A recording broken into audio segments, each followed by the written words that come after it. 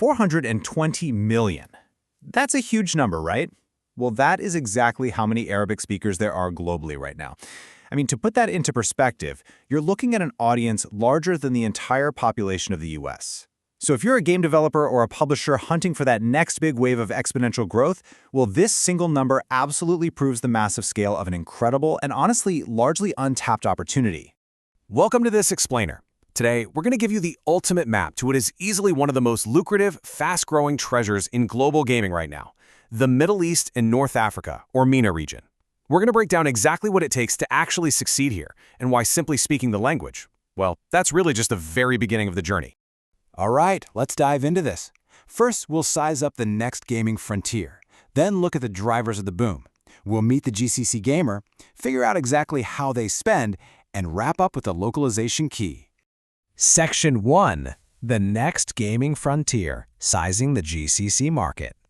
Look, we all know a lot of Western gaming markets are dealing with heavy saturation right now. Things are slowing down, but the Gulf Cooperation Council, or GCC, it is literally green pastures for growth. And we aren't just guessing here. The insights we're looking at in this explainer come straight from a massive, data-driven white paper by industry heavyweights Nico Partners, who teamed up with the Saudi Esports Federation. They went out and surveyed over 1,200 gamers and crunched years of market data to give us the exact state of play across Bahrain, Kuwait, Oman, Qatar, Saudi Arabia, and the UAE. And the numbers they found are frankly jaw-dropping. Back in 2023, the GCC already boasted 33.7 million gamers, pulling in $2.24 billion in revenue.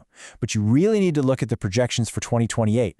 We are talking about hitting nearly 39 million players with a staggering $3.24 billion in total player spending. But you know what the most vital takeaway is here? It's that average revenue per user. By 2028, that's projected to hit an impressive $83.30. So what does that actually mean for you? Well, it translates to a 7.7% 5-year compound annual growth rate for GCC revenue. That proves this is not just a flash in the pan. This is sustained, highly lucrative expansion. And it's being heavily driven by Saudi Arabia and the UAE, who combined account for nearly 80% of player spending across all 6 markets. Moving on to Section 2. Drivers of the boom, the socioeconomic engine. So why exactly is this explosion happening right now? Like, what's the engine actually fueling this? Well, it's pretty much the perfect storm. First off, you've got this incredibly young demographic. Nearly 2/3 of gamers there are under 35. Second, thanks to the region's energy wealth, there's just exceptional spending power. I mean, Qatar's GDP per capita is literally right on par with the US.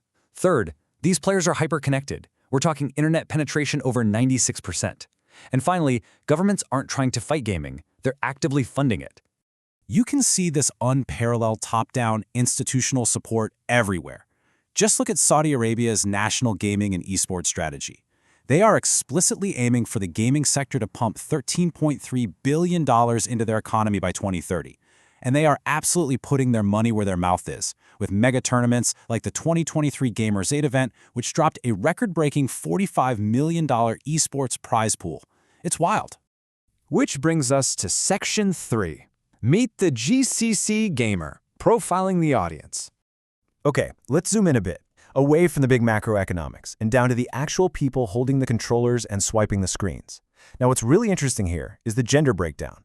Yes, gaming in the GCC is currently male-dominated at 69%, but do not ignore that 31% female slice of the pie. In a cultural landscape that's evolving as fast as this one, that represents a highly significant, super engaged demographic. And trust me, savvy publishers are already actively catering to them. So, how are they actually playing? Unsurprisingly, mobile is the undisputed king here. Almost 92% of gamers are playing on their smartphones. But check out that console number, 55.3%. That is surprisingly high, honestly way higher than the console adoption we see in regions like Asia. It proves the GCC gamer has a massive appetite for multi-platform experiences. If you're building a premium cross-platform title, this audience is totally primed for it. Another huge factor? Gaming here is incredibly social. Platforms like Instagram, TikTok, and WhatsApp drive just an immense amount of community engagement. Herman Xiao from Tencent Games perfectly highlighted how PUBG Mobile really tapped into this young, digitally native crowd back in 2018. By actively weaving cultural touchpoints and local community events right into their strategy, they took a multiplayer mobile game and turned it into an absolute region-wide cultural phenomenon. Section 4. How they spend. Monetization nuances. All right, we know the audience is there, we know they're engaged. Now for the million-dollar question, or really the billion-dollar question, how do these players actually spend their money? Well, spending habits split pretty sharply based on income, which gives you dual monetization pathways. Gamers earning under $10,000 a year strongly prefer lower barrier entries. Think battle passes and cosmetic items in free-to-play games.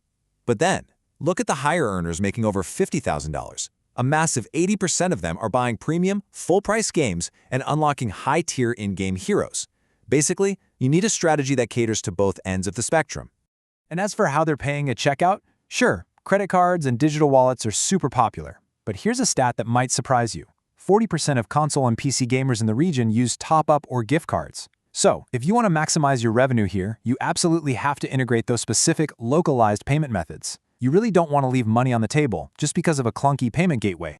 And finally, Section 5, the localization key, unlocking the market. This brings us to the most crucial piece of the entire puzzle. If you're thinking you can just run your UI through an Arabic Google translation and call it a day, please don't. I promise you, you're going to end up with some very hilarious and completely broken menus. Slapping a basic translation on a game is a guaranteed path to failure in the GCC. Connecting with those 50 million local Arabic speakers requires a really thoughtful, bespoke approach. It goes way beyond just replacing text. It's about deep culturalization. You have to adapt your game's narrative, the character designs, even your community management, so it authentically aligns with the rich Arab culture and Islamic traditions. Tamir Rao at Geekade Group really hit the nail on the head here. This quote basically cements everything we're talking about. He says, "When it comes to localization, do not simply translate. Arabic is a very particular language, aligned right to left. You can't just put it into a translation tool. Just think about your UI design for a second. If your game engine can't seamlessly handle right-to-left text architecture without totally breaking the menus, you're not ready for this market. Real cultural relevance and solid technical adaptation are absolute prerequisites." Now, I know what you're probably thinking. That sounds like a whole lot of regulatory and cultural red tape. But check out what Michel Al-Souyan from MBC Group has to say. The regulatory environment has improved significantly over the past decade. The governments have opened up. And the era of guesswork? It's over. Today, there are crystal-clear, upfront guidelines, and you can submit your localized materials way ahead of time for approval. The path is totally clear, as long as you're willing to walk it properly. Which brings us to our final thought. Look, we've seen the staggering growth projections. We know the average revenue per user is incredibly high. The digital infrastructure is rock solid, the government is backing it, and the players are highly engaged. The GCC audience is right there, waiting, and they have serious spending power.